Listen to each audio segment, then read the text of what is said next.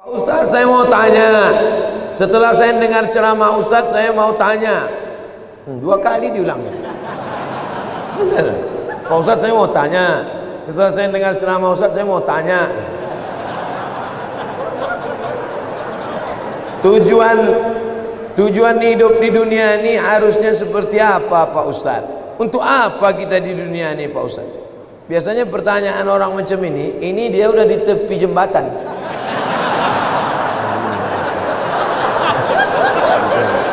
Untuk apa hidup ini? Udah streaming. Untuk apa hidup ini?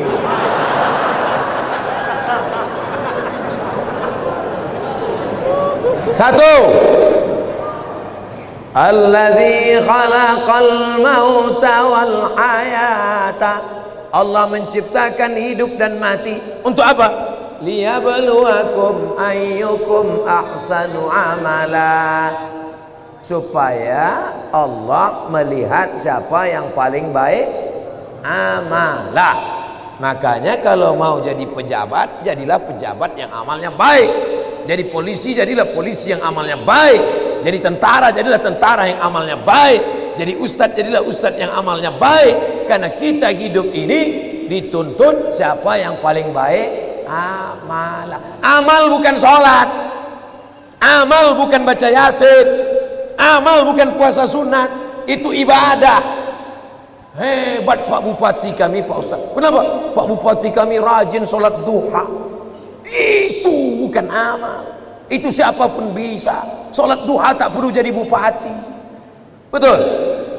Yang dimaksud amal adalah dengan jabatan kekuasaan yang ada di tangan kita, bisa kita berbuat.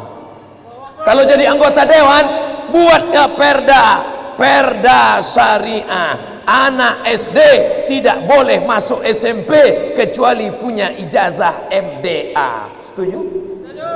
Itu Bang. Dengan kekuasaan. Jangan nanti udah pensiun baru datang. Ustaz Somad, apa yang bisa kita buat untuk bangsa ini? Tangan pun udah menggeletar. Itu apa? Ustaz Somad, kami sebagai aparatur negara, PNS, apa yang bisa kami buat amal kami? Mana PNS? PNS kemana nih? Kenapa banyak orang ngantri? Mohon maaf Ustaz Somad, PNS-nya sedang sholat duha di musola. Bodoh. Amal PNS bukan sholat duha. Sholat duha sebelum berangkat tadi.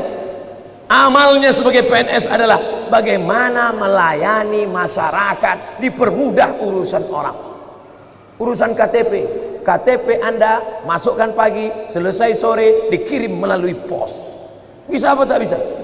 Bisa. Mudahkan urusan orang di dunia, dimudahkan pula urusan di akhirat nanti. Amin. Ustadz, apa yang bisa kami lakukan untuk ustadz-ustadz? Kumpulkan ustadz-ustadz, kumpulkan imam-imam, kumpulkan khotib-khotib, kumpulkan guru-guru mengaji, beri mereka pelatihan, permudah urusan SIM kendaraan bermotor mereka. Setuju? Wah, banyak yang setuju. Kenapa Ustaz tiba-tiba ingat itu? Ingat dulu saya susah ngurus SIM dulu waktu sebelum terkenal. Masya Allah, tabarakallah. Artinya apa? Ketika Allah titipkan jabatan di tanganmu, pakailah. Ayyukum ahsanu amala. Ustaz, kami ini masih mahasiswa, masih sekolah, lalu amal kami apa? Kau senangkan saja hati orang tuamu, pulang ke rumah, ayah, emak, ini transkrip nilai mak, nih, berapa IP kau nak? 2,0. Hah? Kenapa 2,0? Ayah sabar ya, ini takdir dari Allah. Anak hantu. Dikasih duit bukannya menyelesaikan masalah, menambah masalah. Yang masih kuliah, yang masih sekolah, kalau belum bisa kalian senangkan emak ayah kalian, jangan kalian susahkan mereka. Jangan asal balik susah. Belum lagi dia balik, baru menengok nama dia di HP aja. Ini susah. Yang pertama amalah. Yang kedua baru wa ma khalaqtul jinna wal insa illa liya'budun, ibadah. Itulah dia sholat, baca Quran, tahajud, puasa sunat, itu ibadah. Jadi kita ini gunanya di dunia ini cuma dua saja, amal dengan ibadah.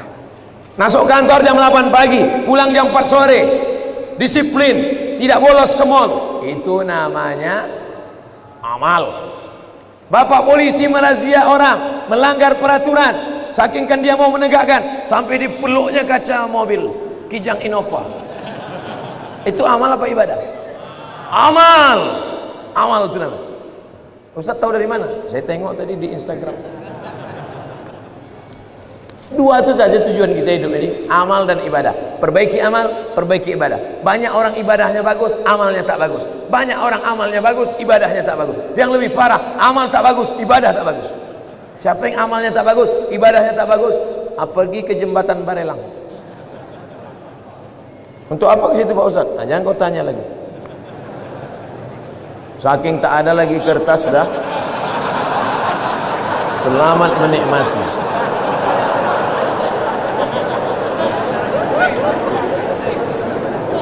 Apakah azab hanya ada untuk orang yang sudah meninggal saja?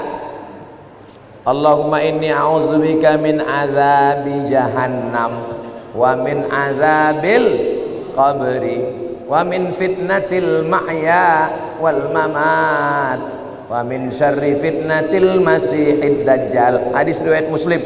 Baca sebelum salam. 4. Allahumma inni a'udzubika min azabi jahannam wa min azabil qabri wa min fitnatil mahya wal mamat wa min syarri fitnatil masihid dajjal. Tangannya tetap satu, jangan 4. Hadis sahih. Menunjukkan dalam doa ini bahwa azab itu ada azab di dunia, ada azab di akhirat. Fitnatil mahya, azab hidup, ada azab hidup, ada azab akhirat. 2. Apa perbezaan cobaan dan azab? Salat rajin, puasa rajin, tak pernah mencuri, tak pernah maksiat, tiba-tiba sakit, itu ujian, karena Allah ingin mengangkat derajatnya. Minum khamar, mabuk, tiba-tiba sakit, azab dari Allah. Tapi azabnya itu pun juga Allah ingin menghapuskan silap salahnya. Makanya kalau ada orang sakit, ada 3 kemungkinan. Pertama, azab karena balasan atas dosa-dosanya, tapi di balik azab itu juga ada rahmat supaya dosanya hilang. 2, Allah ingin mengangkat derajatnya karena dia sabar menerima ujian. 3, Allah sudah menempatkan dia di surga tertinggi tapi amalnya kurang. Maka kata Allah kepada malaikat, malaikat kasih dia ujian supaya kalau dia cukup maka dia ditempatkan. Mudah-mudahan kita semuanya sudah ditempatkan di surga Jannatul Firdaus. Tinggal lagi menambah amal-amal kita. Ini udah kemarin nama dia di mana nih? Ini di Firdaus ya Allah. Amal dia gimana? Amal dia kurang-kurang sedikit. Buat dia agak demam-demam puyuh 3 hari. Kalau dia sabar masuk. Kalau nanti Bapak Ibu jamaah Tanjung Pinang masuk ke dalam surga, amin. Pas sampai ke dalam surga, tengok kanan kiri tak ada saya. Mana Ustaz Somad? Cari saya di ruang VVIP. Pede kan Ustaz. Orang Islam mesti pede. Yang ngajarkan dia pede Nabi. Man qala la ilaha illallah Muhammadur Rasulullah dakhalal jannah. Siapa yang mengucapkan la ilaha illallah Muhammadur Rasulullah dakhalal jannah, masuk surga. Ini banyak orang, kau gimana masuk surga? Entahlah Pak Ustaz, enggak pasti lagi. Apa tak pasti? Kau masuk surga, pasti masuk surga. Cuman masalahnya masuknya kapan? Nah itu. Ada yang antriannya panjang, pakai transit delay pula lagi. Nauzubillah.